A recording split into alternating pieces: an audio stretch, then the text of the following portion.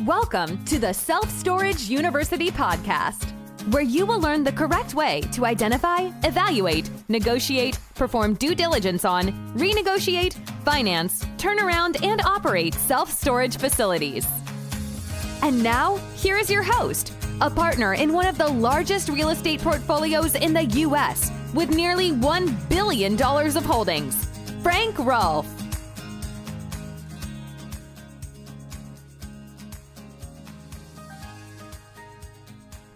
Back when I first got into business, someone said something to me I never forgot.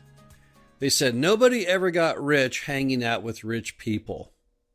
Now, what did that mean? What I thought it meant was that when you hang out with people who have already made it, often they're out of touch with the modern reality. You ever notice you've got people hanging out maybe at a country club who are seemingly doing really well with whatever they used to do, but now they're retired. And the problem is, their frame of reference, their moment in time that they were successful is long ago, and today is not very applicable. Now, I find in self-storage there's basically two types of people. You have the people from the prior era, from let's say the 1970s. And in the 1970s, it didn't take much to be successful because we all know the story. Self-storage began back in the 60s, 70s. People built those single-story complexes. All they had to have was a metal building with roll-up doors and a fence with some barbed wire on the top, and they were in business. And then, just minding their own business, up came some of the large consolidators, most notably Public Storage. And suddenly, this thing they built for not a whole lot of money becomes hugely valuable as these large buyers are buying things at insanely low cap rates. On top of that, rents went up significantly during that period from the 70s on.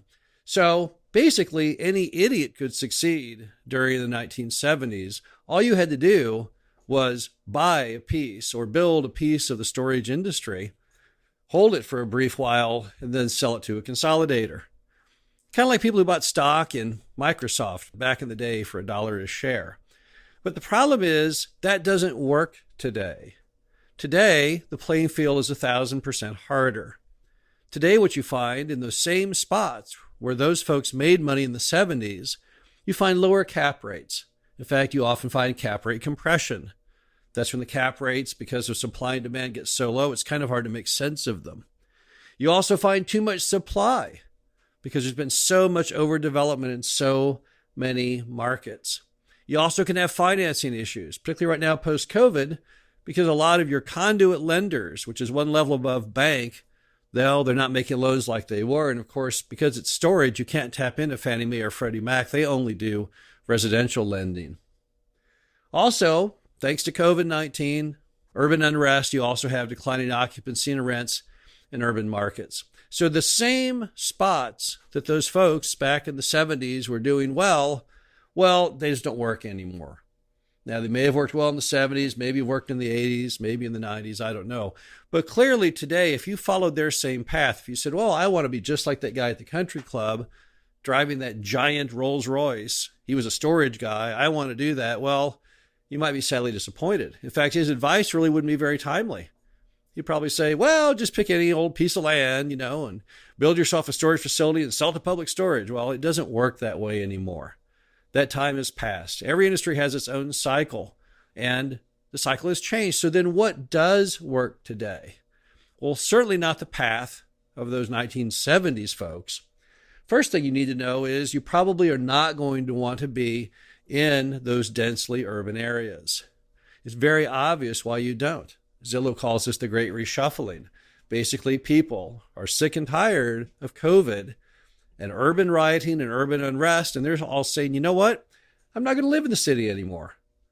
I now work from home because of self-quarantine. I've learned I can do my job without ever leaving my house, so I don't have to commute to downtown. And on top of that, all the things I liked about downtown, the restaurants, the shops, the museums, the arts, they're all closed down. Can't do it with COVID, and what the heck? This is my favorite street to go eat on, and look, someone's broken all the windows out. It's all boarded over. So instead, what are they doing? People are leaving by the bushel basket and moving out to the suburbs and the exurbs. So number one, today, if you want to be in the sweet spot for investment in self-storage, you're going to want to focus on suburbs and exurbs. not where all those old guys probably made their fortune in those deep downtown areas. That's not where things are going to be. Look at just some of the stats. In Chicago, they estimate now that roughly 12% of everyone in downtown Chicago has left. They've left the building, moved off. Maybe they're out in the suburbs. Maybe they're in the exurbs. Maybe they moved away completely because maybe they realize with their job, it doesn't matter where they live. They can live anywhere they want. But clearly, you can't make money. You cannot succeed when your demand is diminishing greatly. And on top of that, don't forget, there was huge overbuilding before any of this began. Even if we hadn't had COVID, many people so overbuilt these markets, it was going to slump anyway. COVID just basically spurred it on quicker than it would have with natural forces. So you want to focus on suburbs and exurbs.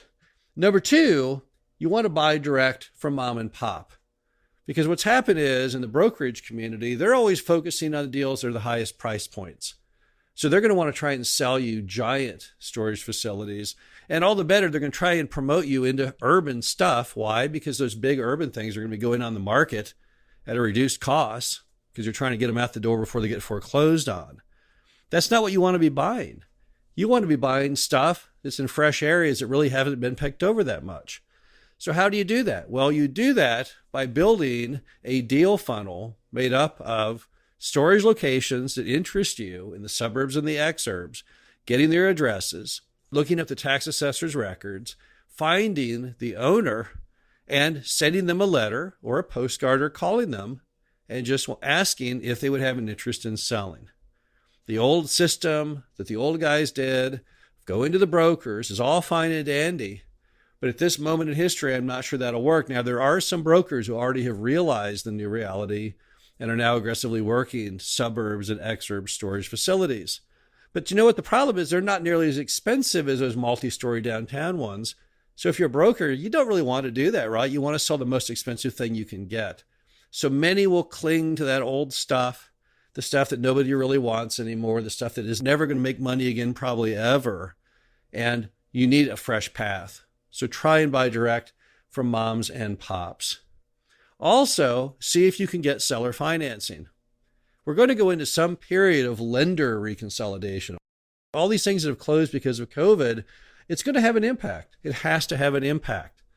There's going to at some point be banks out there who take a big hit from all these various things closing.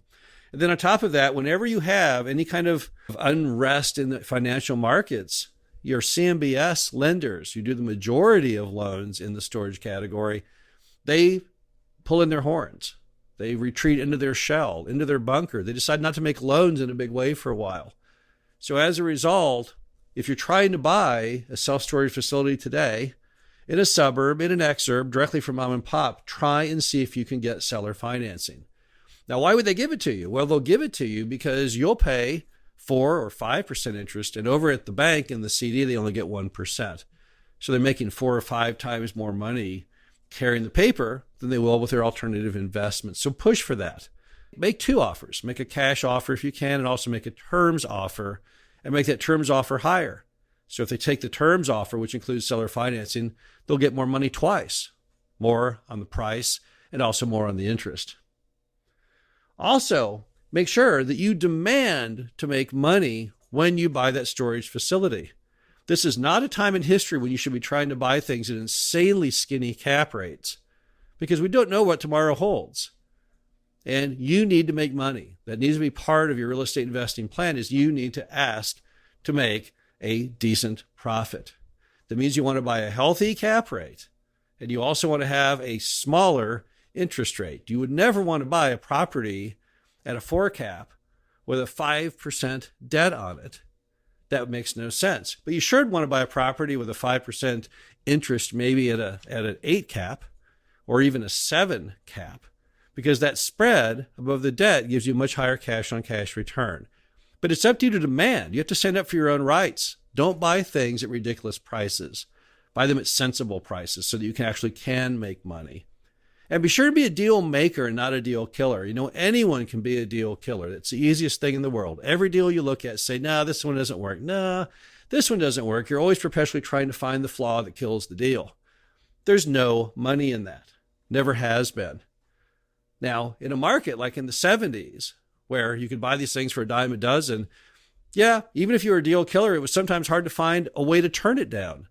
Sometimes you just had to buy it because you couldn't say no. Today, you want to be a deal maker. You want to look at all the pieces of the deal and say to yourself, what would I have to do to make this work?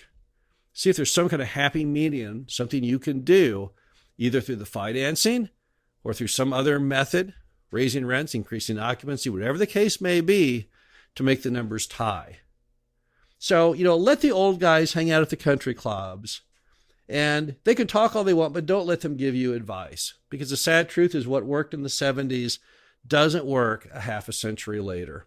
This is Frank Rolfe with the Self-Storage University podcast. Hope you enjoyed this. Talk to you again soon. Thank you for listening to the Self-Storage University podcast. Be sure to visit us at ssupodcast.com, where you can learn the correct way to identify, evaluate, negotiate, perform due diligence on, renegotiate, finance, turnaround, and operate self-storage facilities.